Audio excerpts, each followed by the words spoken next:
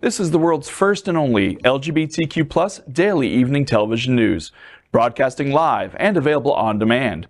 Available on all smart televisions, including Roku, Apple TV, Android TV, Amazon Fire TV, YouTube, Facebook, Twitter, and Twitch.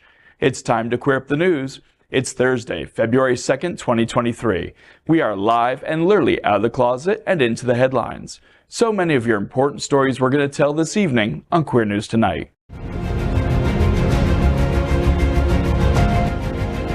This is the world's first live daily LGBTQ evening news show, literally out of the closet and into the headlines on Queer News Tonight with Al Ferguson. I'm your anchor at Queer News Tonight, David Hopkins. This evening we bring you the news of and perspective representing the LGBTQ+ community from South Florida, America, and across our planet. This is the world's first and only unedited live LGBTQ+ evening news show. Whatever happens unique in LGBTQ+ news, you will see it and hear it.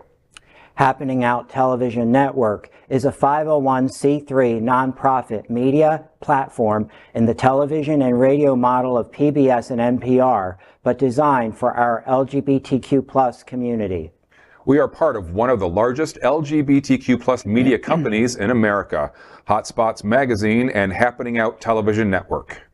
Our magazine is celebrating 38 years of the LGBTQ+ experience, and our television news, talk, and entertainment shows support our mission to educate the LGBTQ+ and broader community.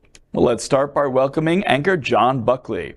A sales supervisor at Ramoa, he's vice president and program director of the Unity Coalition, as well as the creator of the initiative Keoba, a free traveling social event that features inspiring speakers, topics, and a safe space for all same-gender loving men of color. He's also known as Buck Lords from the famous House of Lords. Good evening, John. Good evening. Thank you for that welcome.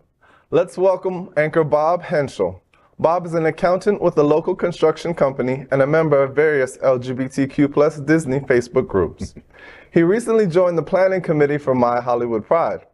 He describes himself as a nice widow man with a house in Dania Beach, a Disney Club membership, and a self-supporting cash flow. Let's welcome Bob. Thank you. And My Hollywood Pride, the raffle is still going on. If you go to our Facebook group, you can find the link to our dip jar. A $20 donation will get you a raffle ticket, and it's a really nice prize basket. Let's welcome anchor Peter Bisuito, an internationally known comedian, writer, producer, director, and actor, selling out shows in 5 countries, including his 2 sold-out shows at the Broward Center for the Performing Arts in Fort Lauderdale. During the pandemic, Peter wrote a play called Vent and Chester that was performed last fall to rave reviews and nightly standing ovations. He is now seeking investors to bring the show to a New York City stage. For more information and a synopsis on the show, you can visit the website at www.ventandchester.com. Welcome, Peter. Thank you, and now I'm a proud member of the Gay Men's Chorus of South Florida. Oh, there you go. Congratulations. Very good. Ooh. Fancy schmancy, And he's huh? touching himself. Yes, I'm in the tone deaf section. Let's welcome anchor Gregg Shapiro, an inductee into the Chicago LGBT Hall of Fame.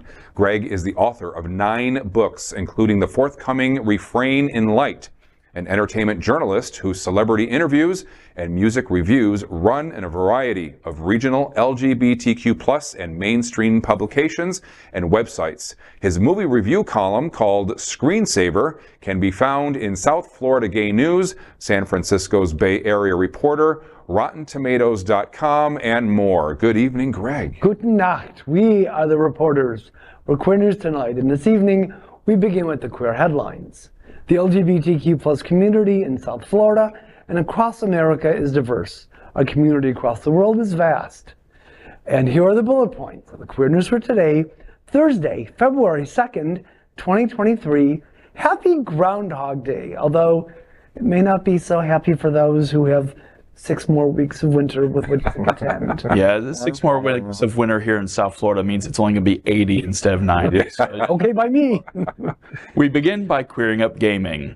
Pro streamer Maria Chica Lopez, first LGBTQ plus Puerto Rican woman to become a Fortnite skin.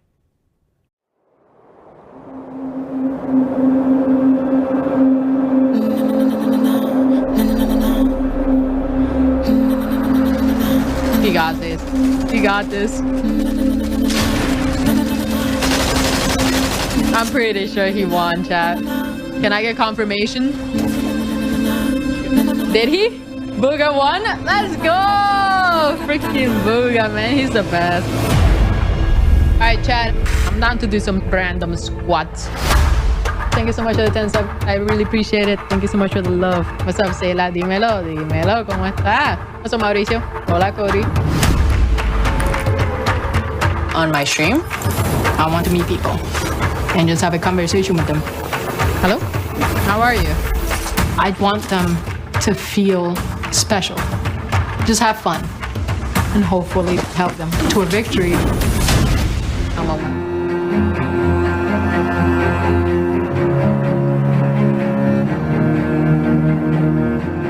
People started recognizing my voice from my videos. I gained like 6 million followers on TikTok, 2.2 million followers on Twitch, and YouTube I went from 500,000 to 1.2 million. Let's go! Then Epic asked me, would you like to be the next outfit in the game? Me in the video game, my favorite video game, be part of that? And I'm happy with what I've chosen. It's Puerto Rico, LGBTQ, and my pickaxe has my grandma's name on it. She will be in the game with me forever. So it feels great. It feels amazing.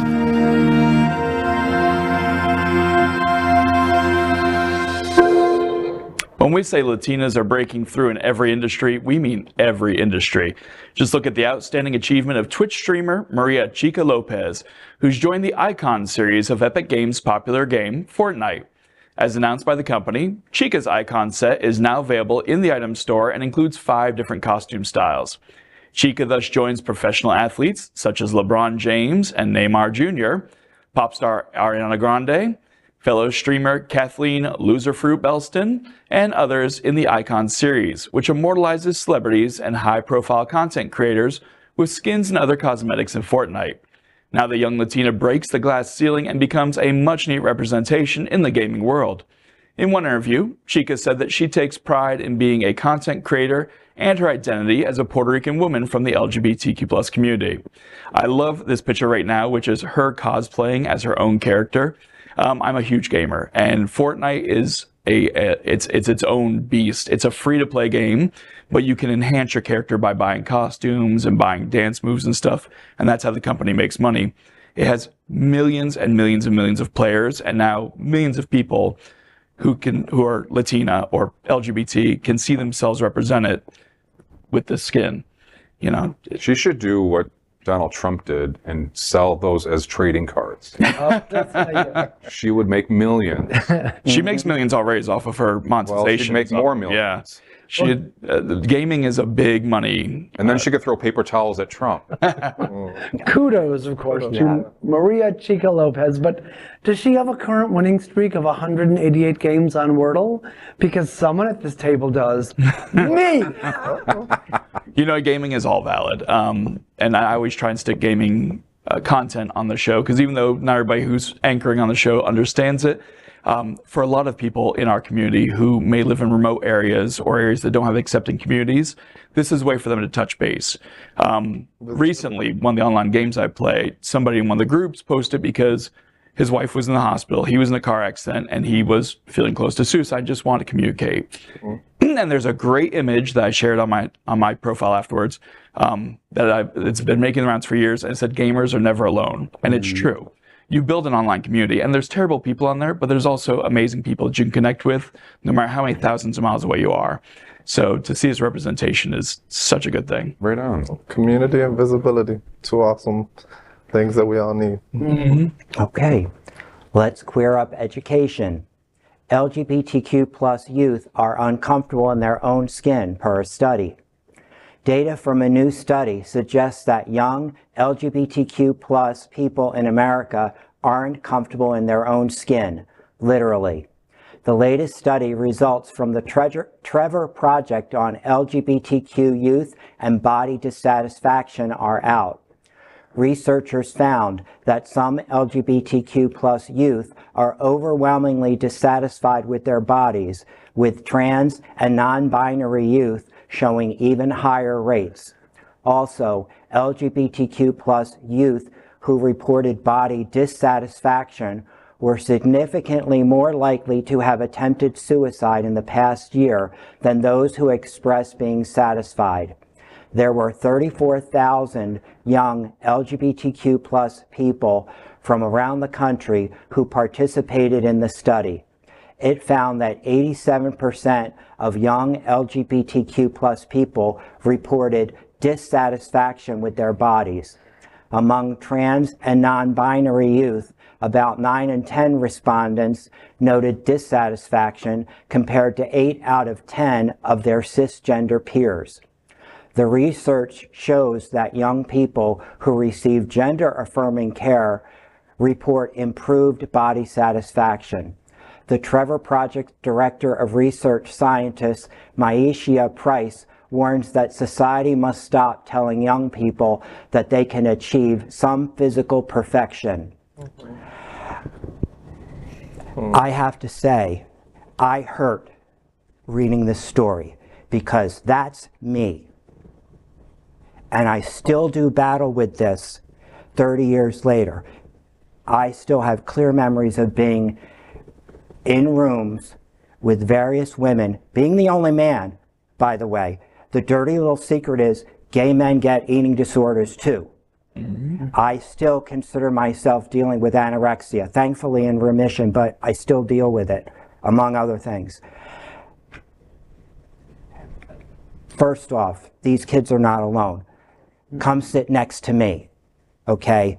And unfortunately, things have not improved in the last 30 years. Mm-hmm. Looking at you, bar advertising, because even back, I'd listen to these women talk about the impossible standards that are still in the beauty magazines 30 years later, mm-hmm. and I didn't figure it out till I looked at one of the rags back in the day, and it's like, oh, that's the gay male equivalent right there. Mm-hmm. And it's gotten worse over the past 30 years because now there's Photoshop and filters, and I mean, you see these. It's a literally physical. Mm-hmm. Attainable goal at this point. It's impossible. It's impossible because it's not real at all. It's digitally enhanced. Yeah. And the ones that aren't digitally enhanced are drug enhanced. Right. I mean, I know plenty of guys at the gym that do have that perfect body, but guess what? They didn't do it on their own. They're all on drugs. Right. They're all on massive steroids. They're all taking insulin injections and hormone injections. Well, and the results make sense, especially when it comes to trans and non-binary youth in terms of body comfort, but it also speaks volumes to the community, like you've been saying, that body dysmorphia has a long history in our community, particularly among gay men. Well, last night's episode of Queer News Tonight, if you didn't watch, we discussed Sam Smith's new music video, and they being non-binary mm-hmm. and heavier, but they've embraced their sexuality and their identity. And they're wearing a corset and pasties, and they are great in the video because they are just living it. Like Sam Smith and Lizzo are people who are going out there, going for body positive self-acceptance and getting bashed every step of the way, but they don't care and they keep fighting it. And we need more people like them. Sure. It's important to just accept that we're perfectly imperfect. There's nothing that says we have to look or be a certain way. We just tend to get caught up in, what the media pushes. So it's always important that you always remember. Unfortunately, it's not just the media, because whether we want to admit it or not, we sort of jam it down each other's throats in some way, shape, or form. True. That is true. Yep. Well, next, let's queer up courts. Colorado baker loses appeal in trans birthday cakes.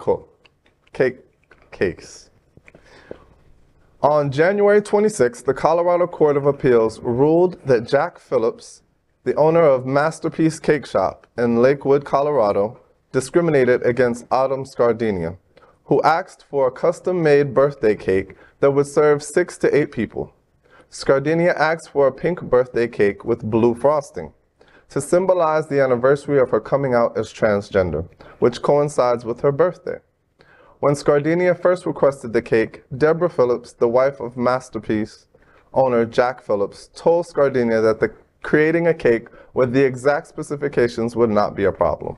However, when Scardinia explained the significance of the colors of being a reflection of her transition from male to female, Deborah Phillips said the bakery probably could not make that cake because of the message.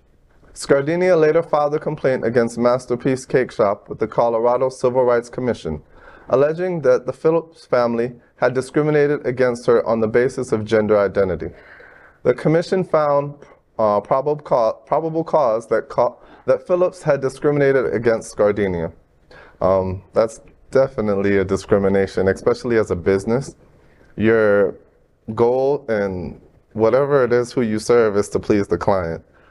Completely telling her she can't produce a cake because it's symbolizing something that's so important to her. Who the hell are you to tell her she can't do that? And to play devil's advocate a little bit, I feel businesses should have some rights. If she wanted them to write, trans people are amazing and they disagreed with that, that's one thing. The cake wasn't about that. The cake was pink and blue. That's it. Right. Like, which is amazing symbolism because everybody saw the blue outside, not knowing she was really pink on the inside. I love that. But this is a situation where it is entirely sexual discrimination. Disagreeing with the message, I can understand. Businesses should have the right; they should be held responsible by the community. But the courts shouldn't be involved in that. But this had nothing to do with that. Well, and revenge, as we know, is a dish best served cold. Perhaps a refrigerated pink cake with blue frosting. And a scoop of ice cream. Yeah, it's good. I know what I'm doing after the show tonight. All right, let's queer up health. FDA to lift restrictions on gay and bisexual blood donors. As reported by Queer News Tonight in special breaking news on Friday, the U.S.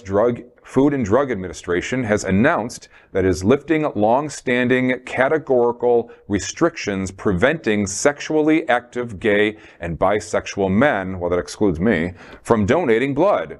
The FDA has issued draft recommendations for donor eligibility criteria, which under donor eligibility will be determined based on individual risk assessment similar to the way donors are screened in countries like the United Kingdom and Canada. All potential donors, regardless of gender or sexual orientation, will be asked to complete a donor history questionnaire. Based on those responses, blood collectors will determine whether the individual needs to be deferred from donating for a 3-month period. Only people diagnosed with and taking treatment for HIV are banned from donating for life. The questionnaire will ask donors about various behaviors. One of those questions will ask if a person has had any new sexual partners in the past 3 months. Well, that rules me out again. Those who answer no will be permitted to give blood. Those with new sexual partners in the past 3 months will then be asked if they've engaged in anal intercourse in the past 3 months, with only those who answer affirmatively being asked to defer donating for 3 months. Today's draft recommendations provide an opportunity to expand donor eligibility while still upholding these responsibilities and minimizing the risk of transmitting infectious diseases. The new approach proposes that the current donor history questionnaire be revised to ask all prospective donors, regardless of their gender, about new or multiple sexual partners in the past 3 months. Prospective donors who report having a new partner or more than one partner in the past 3 months would then be asked about a history of anal sex in the past 3 months. All prospective donors, regardless of their gender identifications, who report having a new partner or more than one partner and anal sex in the past 3 months would be deferred from donation. Any individual who has ever had a positive test for HIV or who has taken any medication to treat HIV infection would continue to be deferred permanently. Additionally, under the proposed policy, individuals taking medications to prevent HIV infection, such as pre-exposure prophylaxis, also known as PrEP, or post-exposure prophylaxis, or PEP, would be deferred. More specifically, those taking oral PrEP would be deferred for 3 months from their most recent dose, and those taking injectable PrEP to prevent HIV infection would be deferred for 2 years from their most recent injection. We note that some blood establishments currently have deferral policies related to the use of medications to prevent HIV infections. We're recommending this deferral as the available data demonstrate that the use of these medications may delay detection of HIV by licensed screening tests for blood donations, potentially resulting in false negative results. However, this doesn't mean that individuals should stop taking these medications to donate blood. We recognize that while these draft recommendations, when finalized, will potentially increase the number of individuals eligible to donate blood, some individuals will still be deferred from donating. And that said, the FDA will continue to track the latest data relevant to PrEP and blood donation. All right, so I don't get it. Why can't they just test the blood after it's been donated to see if it's been contaminated, with any kind of cooties? They do, but the problem is the volume they have to take in. They do test everything. In some cases, you have to do much more in-depth testing, which takes much longer and greatly slows the supply, backs up the labs. So they're doing this as a way to let stuff go through the quick screening easier so they can get more blood supply without having to do in-depth testing on everything. And I'm sure there's an expense involved too. Yeah. Trying to avoid. All right, but there are a couple of things though. Like some people, as far as the questionnaire is concerned, some people might not be truthful about it, number one. But number two, let's face it, some people might not remember having sex the night before. I mean, I've had several drunken nights where I woke up. And that's always going to happen. And there is an issue with transmission through donated blood that still occurs to this day because of things like that, because they don't do the in-depth scanning on everything. I'm going to make this a little more complicated to Peter's point. My late husband, may his memory be a blessing, was HIV positive for 24 years at the time of his death. We never engaged in anything that was unsafe. Are they gonna, kick me out the door simply because I slept next to a man for, Well, no, that's with the new policy. If you've never tested positive, you can donate. You can even be sexually active, and you can still donate. A lot of people bring up the PrEP conversation. The thing is, PrEP is not infallible. It's only a 1 or 2% infection rate on PrEP, but it exists. And what will happen sometimes is PrEP will actually slow the HIV in your system from, if you do get that bypass, from appearing in tests, because it is fighting it as your immune system is. So somebody who may have become positive on PrEP, but not know it yet because the PrEP's slowing the infection rate, could end up, and that's why when you're on PrEP, you have to go get tested every 3 months, because there is that chance. It's a step. It's a big step in the right direction. Instead of just blankly saying, if you've had sex with a man since 1978, you can't donate blood. That was the previous rule, which was ridiculous. I wasn't even born yet. So and it kept me, the one girlfriend I had in my history, she took like 20, 30 units of blood during the course of her chemotherapy. And it's like, please give blood. She had donated her entire, I couldn't give on behalf of this woman because the restrictions. Yeah, they're sticking with science now, and it's a huge step. Sure. And like here in South Florida, one of the largest growing populations of new infection are actually straight people, especially black and brown people, lower income.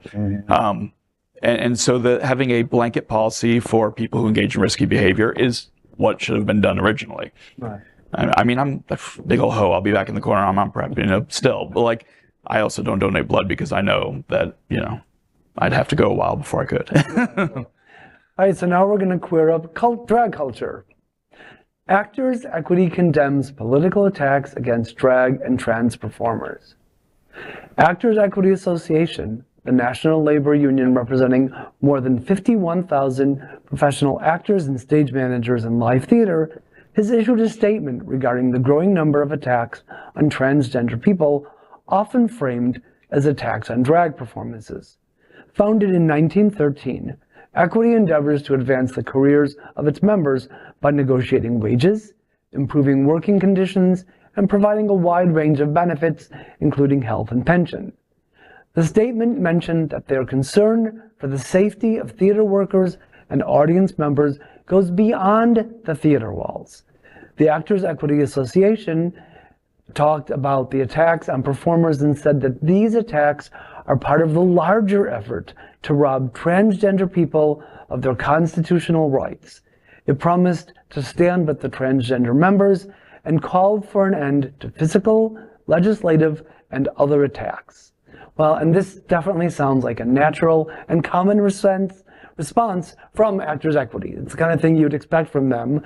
But this is important because it's especially because of the presence on stage as well as off stage as of drag and trans performers in theater production. So it's a very smart move. And important to clarify here, drag and trans are very different things. However, many individuals who are transgender, when they're transitioning, they can't get hired in mainstream jobs.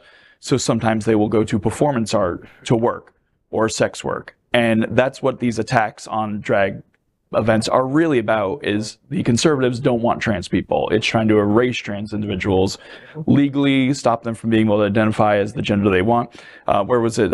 Kansas, or one of the states we reported on, wanted to put in a $1,500 fine if you identify yourself as a gender other than the sex assigned at birth. And then thank you for the Actors Equity for speaking out, and more people need to. I'll never understand, and I've said this 100 times, but I will never understand people's preoccupation at how others live their lives. I don't get it. I don't give a crap how anybody else lives their lives. As long as they're not hurting anybody and they're a law-abiding citizen and paying their taxes, who cares what they're doing or how they're dressing or, you know, the surgeries they have. Who cares? I don't care. I feel like conservatives are so concerned what's in other people's pants, and they're blaming us for being those people. That's because they're not getting it. I have my own theory, but we're not going to go into it now because I don't know that I have it fleshed out properly. Yeah. Well, finally, we queer up entertainment. Beyonce announces the Renaissance Tour, and she'll be in Miami, Florida's Hard Rock Stadium on August 18th. As expected, Beyonce has announced a 2023 world tour on Instagram, supporting her multiple Grammy-nominated 2022 album, Renaissance. She also released the dates and cities on her official website. We're excited to tell you that she will be here in Miami, Florida at our favorite Hard Rock Stadium on August 18th. The announcement's timing, which comes just days before the Grammy Awards on Sunday, sparked speculation that the singer may perform or at least appear on the show. Beyoncé is the most nominated artist for 9 awards, all related to Renaissance. Sources told Variety that her husband Jay-Z will also perform with DJ Khaled on the show, most likely their nominated song, God Did. Beyoncé said that Renaissance is a 3-part project, so it's possible that the next parts of the project could be another album, a long-form video product, or even the tour itself. Beyoncé performed her first full concert in 4 years on January 21st, at the Atlantis Royal Resort in Dubai. I know the Beehive is going crazy right now.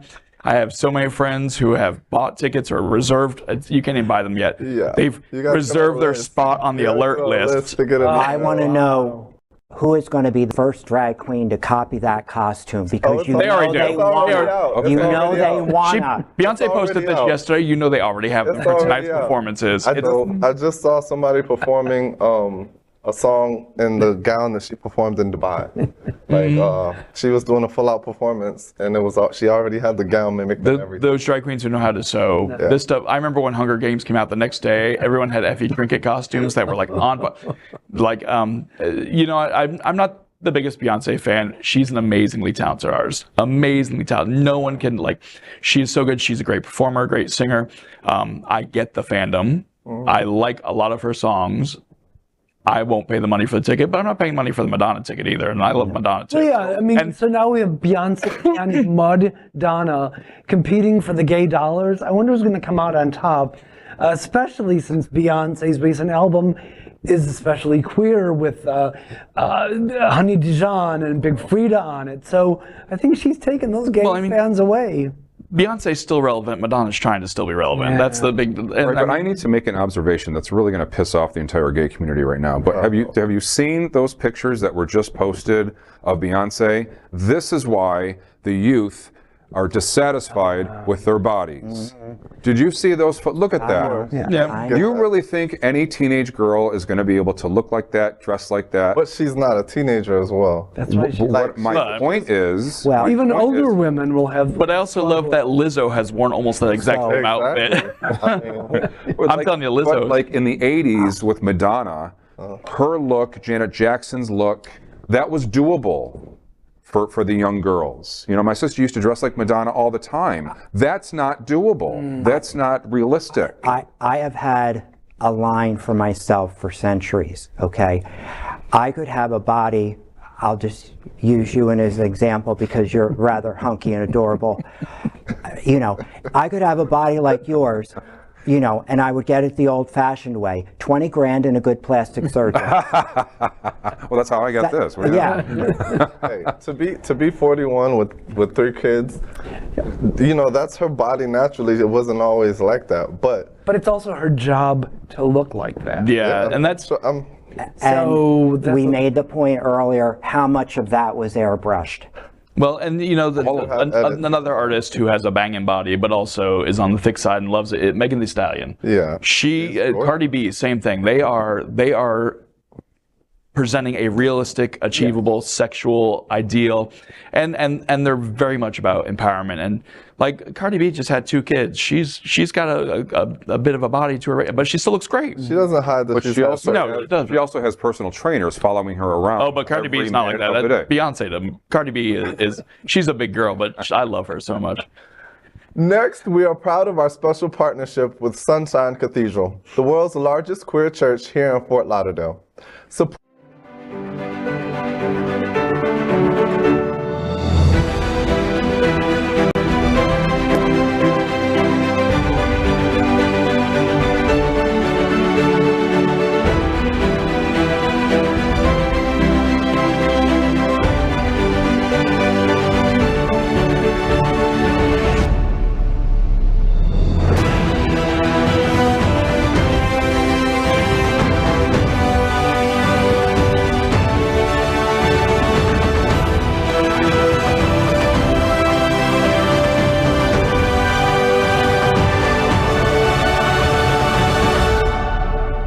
I'm Gabe Salazar, Artistic Director of the Gay Men's Chorus of South Florida, and Sunshine Cathedral is my queer church. And our director said, it's 8:32, I'm ready for bed. Let's start this video now. That is today's news for the LGBTQ plus community on the world's first and only daily LGBTQ plus evening news show. If our community is important to you, share this news with your friends and family. Are you, like most of America, part of our very large television audience watching this live LGBTQ plus news broadcast right now on Roku, Apple TV, Android TV, and Amazon Fire TV? Queer News Tonight is the only live LGBTQ plus digital television show in the world that is out of the closet and into the headlines. We need your support.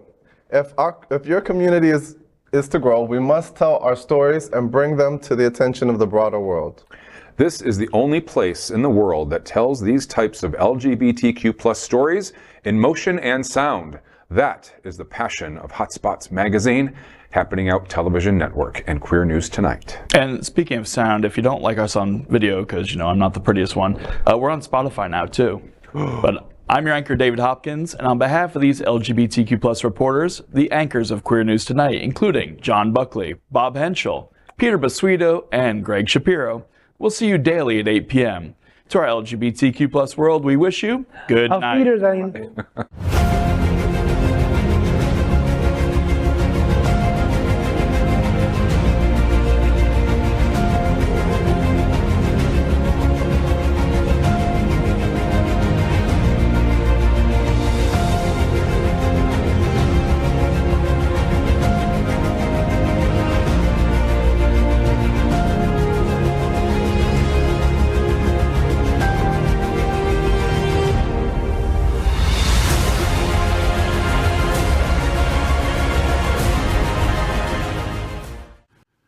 LGBTQ plus news is vital for our community and for the broader world as a whole. We have enough enemies at Fox News. Tucker, Sean, and Laura are loud. We need passionate allies. Happening Out Television Network, Queer News Tonight, and It's Happening Out are literally out of the closet and into the headlines. Our community needs your support.